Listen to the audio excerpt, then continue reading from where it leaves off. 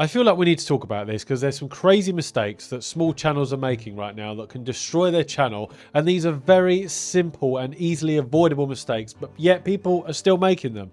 So if you want to grow on YouTube and you're on your route to 1,000 subscribers and you're wondering what's going wrong and why you're not growing and why everything isn't working out for you, then it's probably because you're making one of these 7 mistakes. So let's get into it. Number 1 is thinking you need to be big before you can start providing any value to people, and that's quite simply just not the case. I get so many comments in my videos telling me how inspired they are by my content and how much they resonate with it and connect with it, but every so often you'll get 1 or 2 comments that come in saying, well, how can this person with 2,500 subscribers be telling people how to grow on YouTube? And quite simply, it doesn't matter how many subscribers you have. It's your unique journey and experiences that you're sharing with people. If you have 100,000 subscribers or 1,000,000 subscribers, yes, you might have some more authority behind it than anyone else. But that doesn't mean that if you've only got 100 subscribers, you can't provide value to people. I've been on YouTube for over 2 years. I've uploaded over 400 videos and got over 500,000 views all over the platform. Now, I have some value to share with people. I've got a wife, I've got 2 kids, I've got 2 dogs, and up until recently, I had a full-time job. And I was doing all of that whilst trying to grow YouTube channels. So I have some experience to share with people. And this is just my version of events that I'm sharing with you, or hoping that you can get some value from it and learn from the mistakes that I've made. That's all you can do with your audience. Just share your knowledge and your experience. You might be the most well-versed person on a particular game or a particular niche, and you will know everything about that in intricate detail, and you can share that with your audience. Doesn't matter if you've only got 50 to 100 subscribers. What matters is that you are the expert and you have the knowledge to share with the people that you're sharing it to. That is what you need to think about. For example, if people are trying to grow on YouTube and they're in the same position as me, they're not going to connect with someone who's in their mid to late 20s, who's young and single and got a job and YouTube, and that's all they've got in life, and they're trying to balance all of that. People are going to think, well, I've got it a lot harder than them. Someone like me, who's fast approaching 40, much faster than I'd like, and I've got a wife and 2 kids and a couple of dogs and a full-time job, people are going to resonate with me more than that other person. It doesn't matter if they've got 10 million subscribers, people are going to resonate with me more. So you don't need to have a large following before you start sharing your value with your audience. Number 2 is waiting for the perfect conditions before you start making videos. And this is a common one. Might sound like very basic advice and surface level advice, but this is still a stupid thing that people do that they just don't listen to. You don't need to have the perfect setup before you start making videos. You can just use your phone. I say this so much.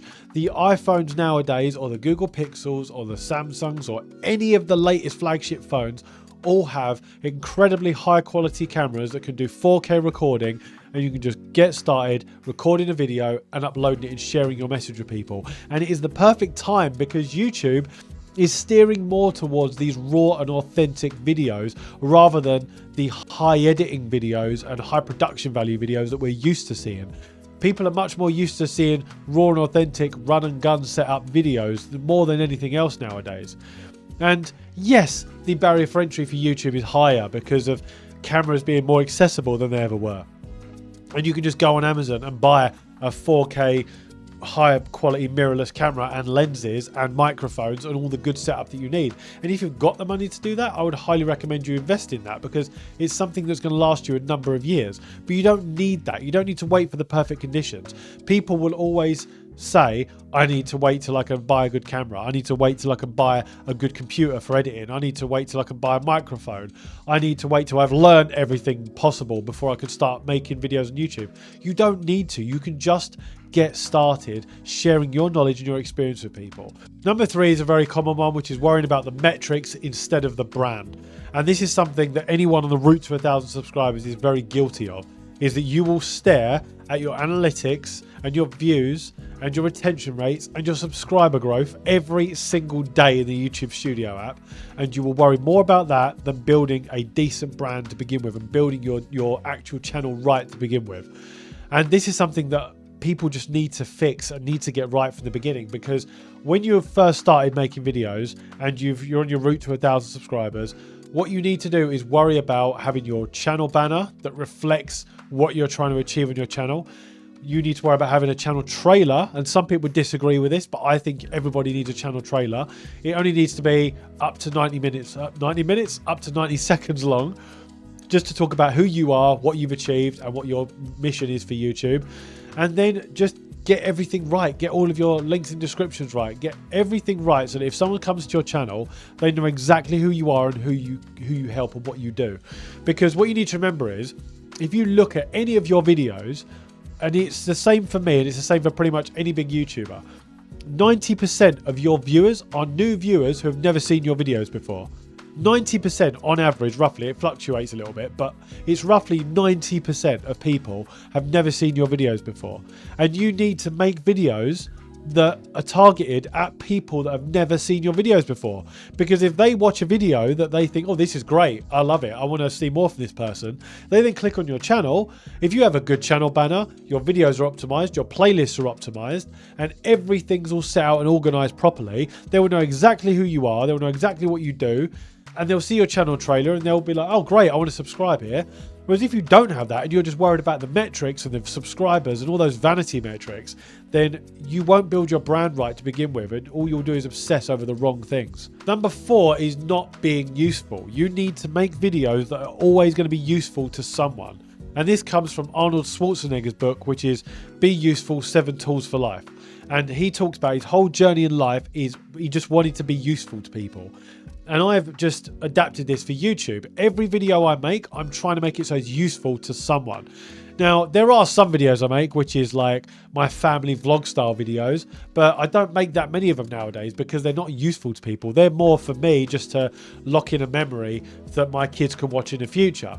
I make a library of content, a playlist of all these amazing family events and family trips that we've been on that I can share with my family for the future.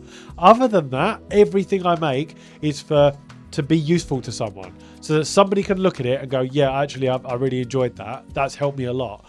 And that's where you'll start noticing the comments come in, because comments will come in going, I really resonated with this. I'm at 400 subscribers. I'm struggling with growth. I'm struggling with the metrics. I'm struggling with what camera to get or having camera confidence. This video helped me out a lot. And if that's you, then I'm talking to you. Next up is inconsistency. You need to be consistent with your video uploads. My audience know that roughly I'll upload 2 videos a week. Now, they're not always on exactly the same day every week because I have family life and a million other things that I'm trying to juggle. But I always aim to upload at least 2 videos a week. So anyone subscribed to my channel, or even the people that are casual watchers, they will look at my videos and look on their YouTube home feed, which is probably where you found this video, and they will think, oh, that's a good video. I'll just click on that and have a look. And they will know that roughly they'll get another one every few days. And if you're on the YouTube home feed and you've seen this, comment below and let me know where you have seen this video. Was you a subscriber and it popped up as a notification? Did you just find it on the YouTube home feed? Where did you find it? Let me know in the comments. And if you are watching this and you haven't subscribed, one, I want to know why, because apparently, according to my analytics, 90% of people that watch my videos are not subscribed. Secondly, please hit that subscribe button below, because you will get all the latest tips and tricks on how to grow on YouTube, and also all the latest camera gear and tech news. And I've just got the iPhone 16 and 16 Pro coming in for me to review and unbox for you. So if you're interested in that, then make sure you hit the subscribe button. So in essence, just remember to be consistent, whether that's 1 video a week, 2 videos a week, 1 video a month, whatever it is, just be consistent with that schedule. Number 6, and this is a big one that people make, and it's a big common mistake, is making video intros. Why do people still in 2024 going into 2025 make video intros? You click on the video, you see it on your home feed, you click on it and someone goes, hello there, I'm John, welcome back to my channel. Hope you're having a great day today. Please don't forget to subscribe to the channel, because today we are going to talk about this, this and this. People don't need, you've just wasted 30 seconds talking about yourself and you haven't provided any value so far, and you've already asked people to subscribe. Don't do that. People don't need to do that. You look at this video, the first thing I said was, we need to talk about these things because the creators are still making these mistakes. So you need to just get straight into the content, straight into whatever it is you're delivering. Don't worry about the channel intro. People don't want to hear that nowadays. So get rid of it. And at number 7, we have not engaging with the community. People will post these videos and then not respond to their community at all. They will not use the community tab. The community tab is one of the most underrated features on YouTube. because you can do image polls and just community polls in general, just to ask people different questions and see what results you get. So I ask, like, what type of videos do you want to see? What type of camera gear do you want? What's your next video you want to watch? And I ask them all of these questions. What's the age range? What's, like, so many different questions about my audience, because I want to get to know them in as much detail as possible. And then I use that feedback to make better videos for you. So use the community tab. Also, people take the time out of their day to comment on your videos. Try to respond to as many as you can. Now, a few days ago, I spent like 4 hours responding to over 600 comments on my YouTube channel, negative and positive. And you just need to respond to every single person. Now, that's not always possible, because the bigger you grow, the more comments you get.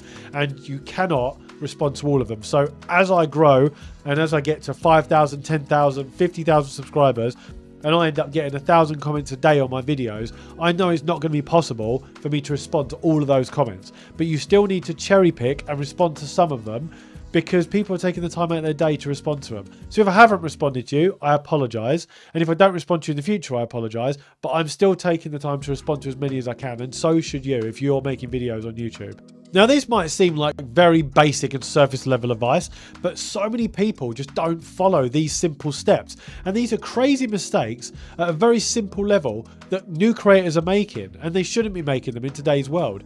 Maybe it's a lack of education, maybe it's a lack of knowledge, I don't know what it is, but people are still making these mistakes. And if you want to comment on this below and say, well, this is very basic advice, I thought it'd be a lot deeper, you'll be surprised how many people that I see still making these mistakes today. And that's why I wanted to make this video, to share this with you. And if you do want help growing on YouTube and you want me to help you in a much more intensive and personal way, then click on the link below and you can check out all the details on how I can help you grow your YouTube a lot faster than what you can on your own. And if you're very, very close to 1,000 subscribers and you want to know all of the really weird things that happen once you do reach 1,000 subscribers, then watch this video next. Thanks for watching.